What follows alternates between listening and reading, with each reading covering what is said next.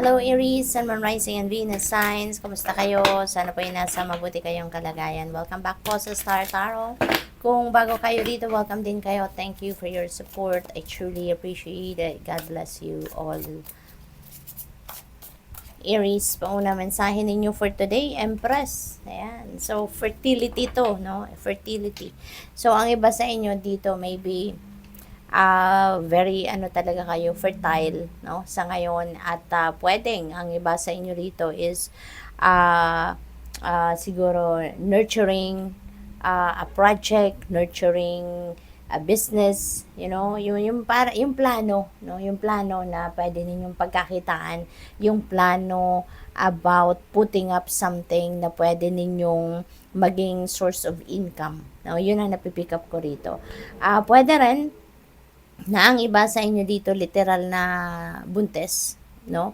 Baka kayo ay malapit ng mga anak since malaki na yung tiyan, talagang yung parang kabuwanan na, no? So, probably ang iba sa inyo ganun ang sitwasyon. And Empress is also a very abundant and prosperous energy. Kaya most likely, no, karamihan sa inyo baka meron kayong paparating dito na biyaya, no, pangkaperahan. So, good luck sa'yo. We have Seven of Swords. Ayan, be careful, no? This is a warning para sa iyo. Be careful kasi merong mga sneaky energy around you sa ngayon, no? Kaya huwag kayong basta-basta magtitiwala, no? Sa mga tao, lalo-lalo na sa mga strangers na nakakausap ninyo or doon sa mga bago ninyo palang kakilala, no? So don't ever trust 100% agad-agad, no, sa kung sino man dahil you never know. Baka isa sa kanila yung sneaky, isa sa kanila yung mambubudol, 'di ba? Scammer, yung ganon. So, anything valuable, make sure na minomonitor ninyo yan. Just keep it close to your heart, yung ganon, as much as possible. At maging vigilant kayo. Okay? Mapagmatsyag at maging observant kayo. At ang mahalaga din talaga na dapat dapat yung mga ano ninyo, yung bahay ninyo, yung bags ninyo, yung pera ninyo, yung sasakyan ninyo, make sure na kapag iniiwan ninyo talagang secured sila, no?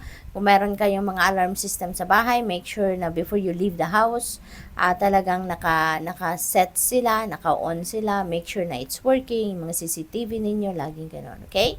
So, that's just a reminder para sa'yo. Ten of Pentacles, this is happy family. No? Magiging masaya ang lahat, lalo-lalo na parang in terms of finances, no? Siguro ang iba sa inyo, kung ano yung kailangan ninyo, talagang nandiyan na. Whatever it is that you need, siguro, napoprovide mo na yan para sa pamilya mo, no? Kaya masaya ang bawat isa because kung ano yung pangangailangan ng bawat isa, ay natutugunan, no? Kaya masaya.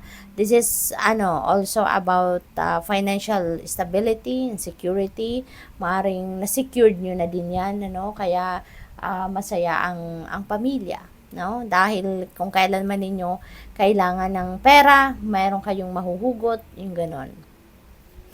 We have King of Pentacles. Napakaswerte ninyo pagdating sa pera, no? Around this time, Aries. Kasi si Empress, this is also abundance.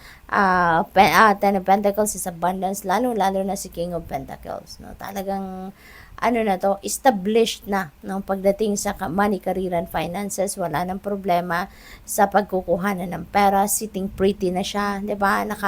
Nakapatong na lang yung malaking pentacle, golden pentacle sa lap niya. Kasi nagpapakita ito na financially comfortable na talaga siya, no? Financially comfortable, stable, yung ganon.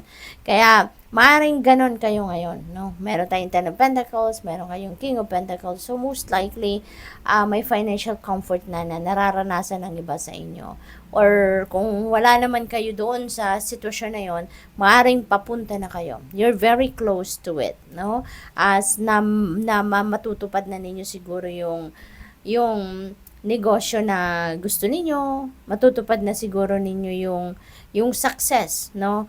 Pangkaperahan na minimithi ninyo, yung ganon. Kaya You're going to be very abundant and prosperous. You're going to be very financially stable na talaga, no? Maaring nandoon na kayo or papunta na kayo roon. Kaya good luck sa iyo. Napaka-swerte ninyo ngayon pagdating sa pera. So tignan natin kung ano pa ang ganap rito for Aries. We have flow, go with the flow as water trickles down the stream, so do not hurry. Okay? May mga bagay, 'di ba, na kailangan lang natin na sumunod na lang tayo sa agos ng buhay. Huwag na nating madaliin, huwag nating i-push ng i-push kung anong gusto natin kasi the more na pinagpipilitan natin yung gusto natin, tapos nakikita naman natin na hindi nagwo-work, 'di ba? Mas lalo lang yan madidiskarel, mas lalo lang yan madidelay, mas lalo lang yan magtatagal, 'di ba? Kaya ang advice sa inyo rito, just go with the flow. Okay? Do not hurry. Sumabay na lang kayo sa agos ng buhay kasi when you are going with the flow, when you are surrendering to the natural ebb and flow of life, makikita ninyo na mas magaang, mas maganda ang takbo ng buhay. So what else? We have idle hours. Take some time out to lie on the emerald grass. Okay? So maybe it's about time for you to rest. It's about time for you to take some time para to take a breather, 'di ba? So yung ganon. Kaya maganda 'to, no? Maganda 'tong reminder para sa inyo kasi baka nakakalimot kayo. Baka focus kayong lagi sa trabaho, sa career ninyo, sa negosyo, sa love life, no? At yung sarili ninyo baka nanineglect na ninyo yung mga needs ninyo, yung pagsa-self-care ninyo. So probably, 'di ba? Baka nakakalimutan niyo 'yan. Kaya this is a beautiful reminder, no? Na mag-ano naman kayo, mag-me time kayo. Okay? Mag-alone time.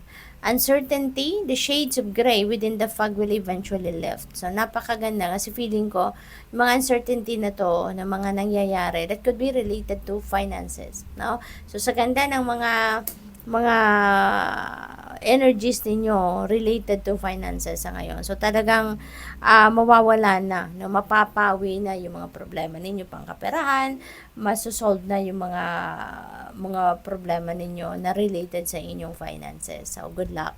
Thank you for watching. Love and light. Namaste.